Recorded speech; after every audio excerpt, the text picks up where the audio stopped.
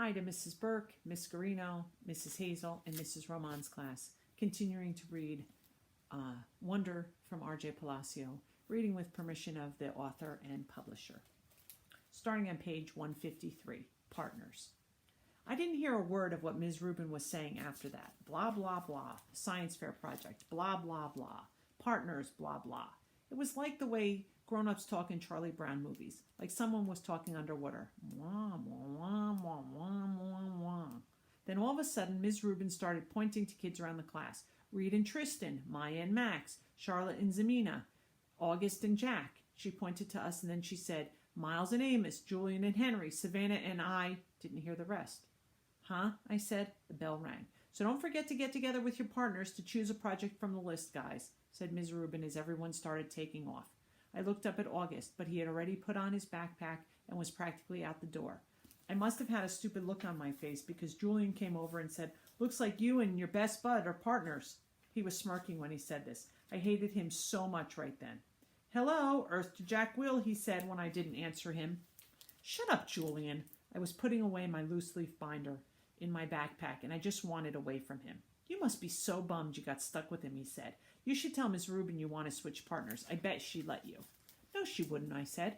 Ask her. No, I don't want to. Ms. Rubin, Julian said, turning around and raising his hand at the same time. Ms. Rubin was erasing the chalkboard in the front of the room. She turned when she heard her name. No, Julian, I screamed. What is it, boys? She said impatiently. Could we switch partners if we wanted to? Said Julian, looking very innocent. Me and Jack had this science fair project idea we wanted to work on together. Well, I guess we could arrange that, she started to say. No, it's okay, Miss Rubin, I said quickly, heading out the door. Bye. Julian ran after me. Why'd you do that? He said, catching up with me at the stairs. We could have been partners. You don't have to be friends with that freak if you don't want him to be, you know. And that's when I punched him, right in the mouth. Detention. Some things you just can't explain. You don't even have to try. You don't know where to start.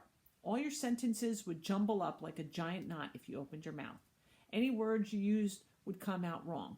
Jack, this is very, very serious, Mr. Tushman was saying when I was in the office, sitting on a chair across from his desk and looking at the picture of his pumpkin on the wall behind him.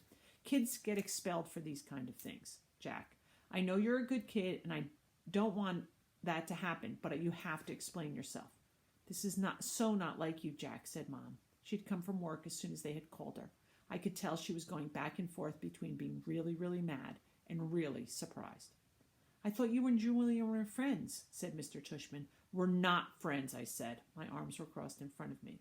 But to punch someone in the mouth, Jack? Said Mom, raising her voice. I mean, what were you thinking? She looked at Mr. Tushman. Honestly, he's never hit anyone before. He's just not like that. Julian's mouth is bleeding, Jack, said Mr. Tushman. You knocked out a tooth. Did you know that? It was just a baby tooth, I said. Jack, said Mom, shaking her head. That's what Nurse Molly said. You're missing the point, Mom yelled. I just want to know why, said Mr. Tushman, raising his shoulders. It'll just make everything worse, I sighed. Just tell me, Jack. I shrugged, but I didn't say anything. I just couldn't. If I had told him that Julian had called August a freak, then he'd go talk to Julian about it. Then Julian would tell him how I had badmouthed August too, and everyone would find out about it. Jack, said Mom. I started to cry. I'm sorry. Mr. Tushman raised his eyebrows and nodded, but he didn't say anything. Instead, he kind of blew into his hands like you do when your hands are cold. Jack, he said, I really don't know what to say here. I mean, you punched a kid. We have rules about that kind of thing, you know? Automatic expulsion. And you're not even trying to explain yourself. I was crying a lot by now. And the second Mom put her hands around me, I started to bawl. Let's, said Mr. Tushman, taking his glasses off to clean them. Let's do this, Jack. We're out for winter break as of next week anyway.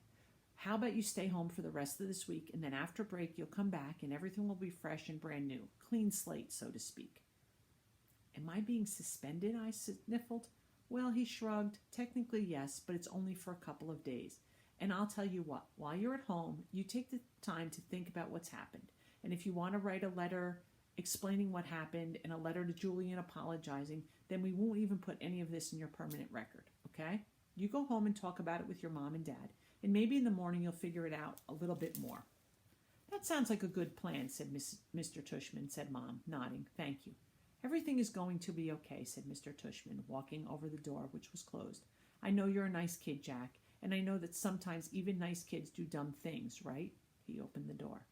Thank you for being so understanding, said Mom, shaking his hand at the door. No problem. He leaned over and told her something quietly that I couldn't hear. I know. Thank you, said Mom, nodding. So, kiddo, he said to me, putting his hands on my shoulders, think about what you've done, okay? And have a great holiday. Happy Hanukkah, Merry Christmas, Happy Kwanzaa. I wiped my nose with my sleeve and started walking out the door. Say thank you to Mr. Tushman, said Mom, tapping my shoulder. I stopped and turned around, but I couldn't look at him. Thank you, Mr. Tushman, I said. Bye, Jack, he answered. Then I walked out the door. Season's greetings. Weirdly enough, when I got back home and Mom brought in the mail, there were holiday cards from both Julian's family and August's family. Julian's holiday card was a picture of Julian wearing a tie, looking like he was about to go to the opera or something. August's holiday card was of a cute old dog wearing reindeer antlers, a red nose, and red booties. There was a cartoon bubble above the dog's head that read, Ho, ho, ho. On the inside of the card it read, To the Will family, peace on earth. Love, Nate, Isabel, Olivia, and August. And Daisy. Cute card, huh? I said to Mom, who had hardly said a word to me all the way home. I think she honestly didn't know what to say. That must be their dog, I said. Do you want to tell me what's going on inside your head, Jack? She asked me seriously. I bet you they put a picture of the dog on the card every year, I said. She took the card from my hands and looked at the picture carefully. Then she raised her eyebrows and her shoulders and gave me back the card. We're very lucky, Jack. There's so much we take for granted. I know, I said. I know what she was talking about without actually her having to say it. I heard that Julian's mom actually photoshopped August's face out of the class picture when she got it. She gave a copy to a couple of the other moms. That's just awful, said Mom.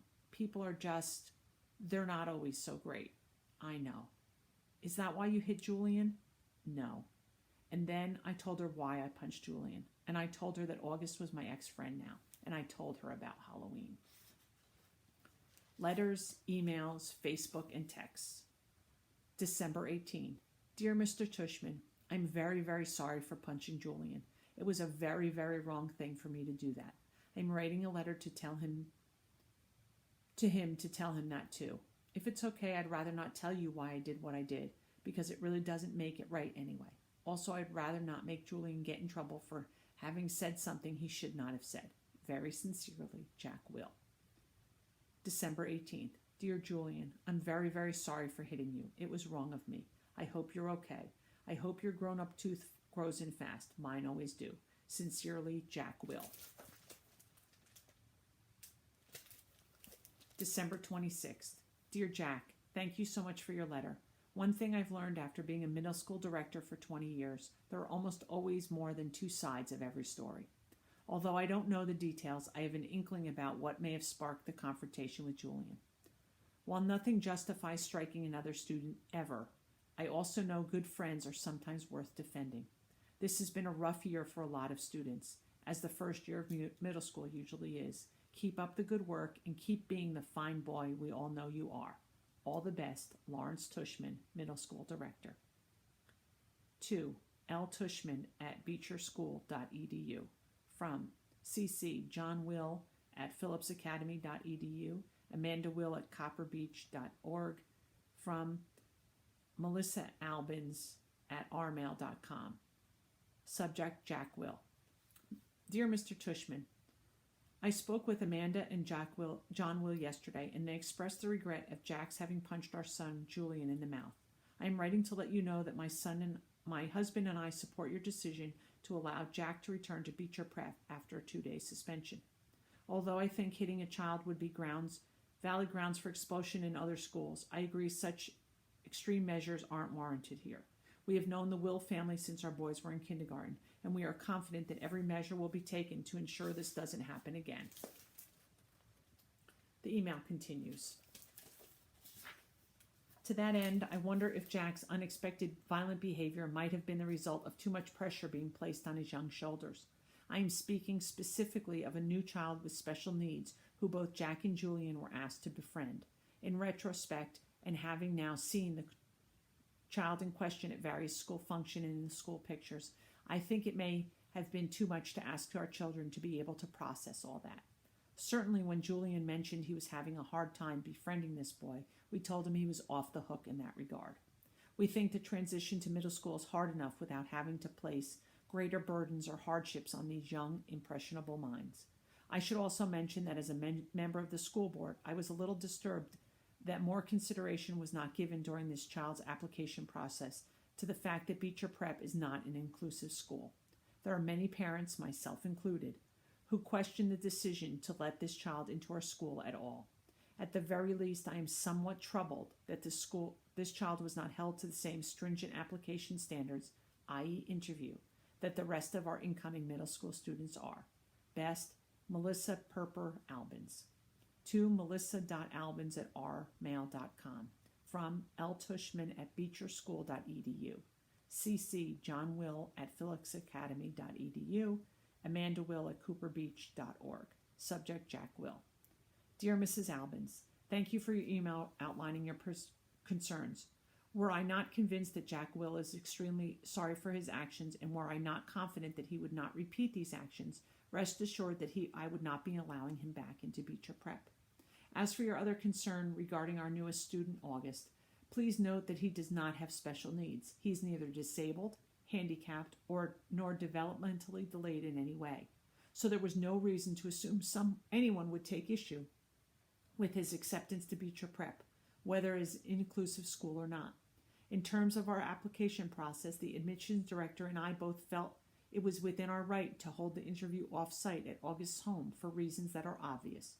We felt that this slight break in protocol was warranted, but in no way prejudicial in one way or another to the application review. August is an extremely good student, and he has secured friendship with some of the truly exceptional young people, including Jack Will. At the beginning of the school year, when I enlisted certain children to be a welcoming committee to August, I did so as a way to ease his transition into a school environment. I did not think asking these children to be especially kind to a new student would place any extra burdens or hardships on them. In fact, I thought it would teach them a thing or two about empathy and friendship and loyalty. As it turns out, Jack Will did not need to learn any of these virtues. He had them already in abundance. Thank you again for being in touch. Sincerely, Lawrence Tushman. To melissaalbans@rmail.com. From Jack Will at phillipsacademy.edu. CC L. Tushman at beecherschool.edu. Amanda Will at cooperbeach.org. Subject Jack. Hi, Melissa. Thank you for being so understanding about this incident with Jack. He is, as you know, extremely sorry for his actions. I hope you do accept our offer to pay for Julian's dental bills. We are very touched with your concern regarding Jack's friendship with August. Please know that we have asked Jack if he felt any undue pressure about any of this, and his answer was a resolute no. He enjoys August's company and feels like he has made a good friend. Hope you have a happy new year. John and Amanda Will. Hi, August. Jack Lope Will wants to be friends with you on Facebook. Jack Lope Will, 32 mutual friends. Thanks, the Facebook team. 2. Augie Doggy Pullman at email.com. Subject, sorry. Hey, August, it's me, Jack Will. I noticed I'm not on your friends list anymore. I hope you friend me again because I'm really sorry. I just wanted to say that. Sorry. I know why you're mad at me now. I'm sorry I didn't mean that stuff I said. I was so stupid. I hope you can forgive me. Hope we can be friends again. Jack.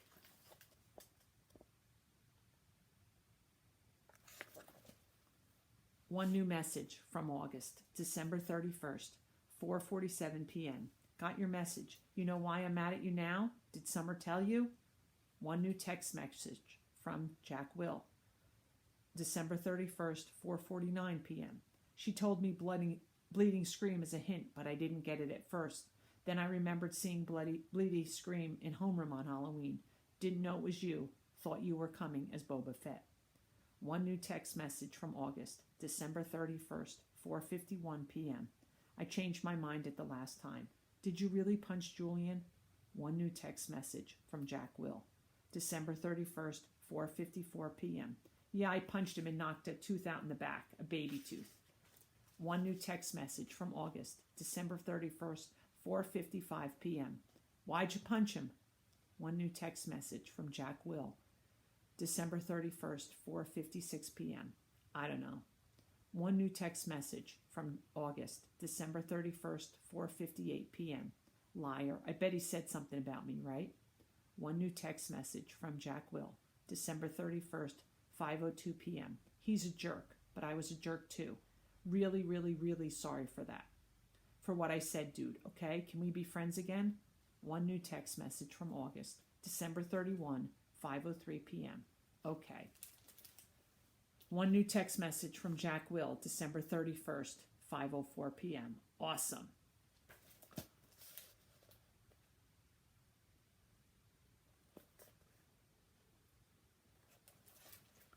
One new text message from August, December 31st, 5:06 p.m. But tell me the truth, okay? Would you really want to kill yourself if you were me? One new text message from Jack Will, December 31st, 5:08 p.m. No, I swear on my life, but dude, I would want to kill myself if I were Julian. One new text message from August, December 31st, 5:10 p.m. LOL. Yes, dude, we're friends again. Back from winter break. Despite what Tushman said, there was no clean slate when I went back to school in January.